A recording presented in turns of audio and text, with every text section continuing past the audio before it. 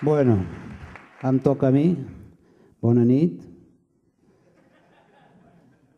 Jo després del que ja hem anat xerrant, jo sóc de parlar, però parlar més així, saps? Més aquí, a baix, al bar, després al Rumba Club ens anirem trobant i ens anirem xerrant. No?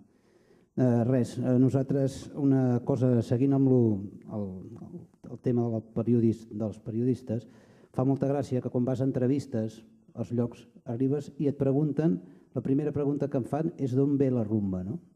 I tu dius, no, yo he venido a hablar de mi disco, saps? M'és igual qui la va fer, o sigui, no ho sé, ni lo sé ni m'importa.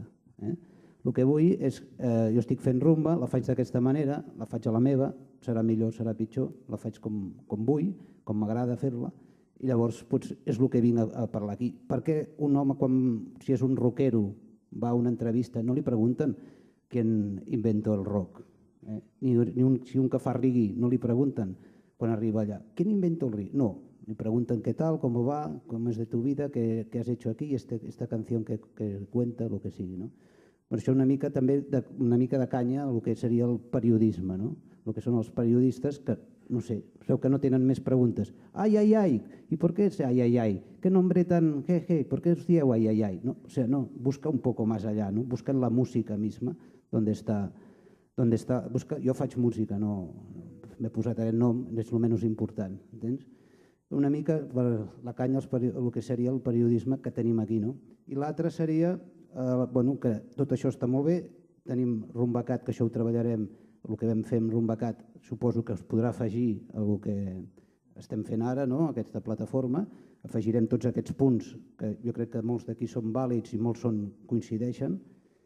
Llavors tot això està molt bé, això que estem fent està molt bé, hem de treballar tots plegats i hem d'anar sobretot de cara a que reaccionin les institucions, que és el que no ens va passar amb Rumbacat.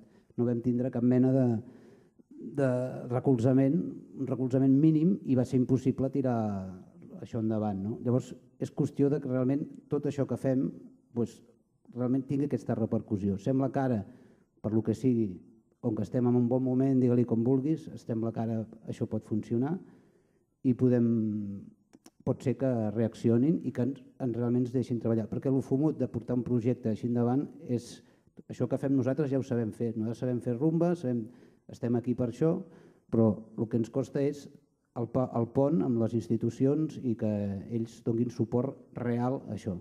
No només quan són les Olimpiades fem pujar uns senyors a l'escenari i després no hi ha sales, no hi ha llocs per tocar, no tenim res.